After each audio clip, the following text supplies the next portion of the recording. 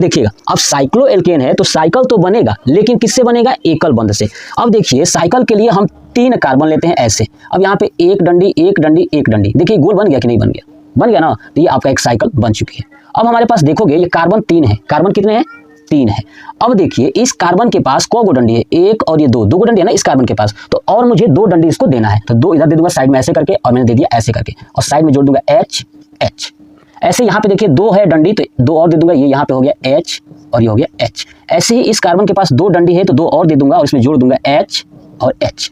अब देखोगे कि कार्बन कितने हैं इसमें? 3 है ना, 1 2 3 है, और हाइड्रोजन कितने हैं आपका? 2 2 4 2 6 है, यानी C3H6। क्या बना? C3H6।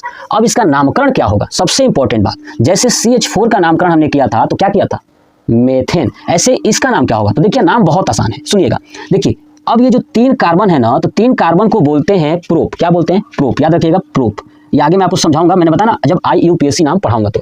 प्रोप सिंगल बॉन्ड से जुड़ा है, इसलिए इसमें क्या है? एल्केन।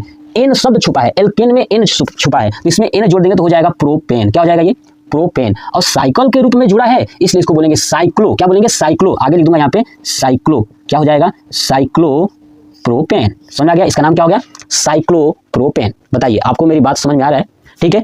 इसको ऐसे भी आप बना सकते हो। स्ट्रक्चर दूसरा कैसा बन सकता है इस वाले का? लिख दीजिए 3 गो C ऐसे लिख दीजिए। अब देखिए, और इसके बीच में क्या है? डंडी है ना, तो डंडी लगाएंगे, लेकिन देखिए इस C के पास कौ गो H है? 2 गो है ना, तो यहाँ पे लिखता हूँ CH2। फिर एक डंडी लगा दीजिए। इस C के पास 2 गो है तो यहाँ भी लिख दूंगा CH2, यहाँ भी डंडी, ऐसे डंडी और CH2।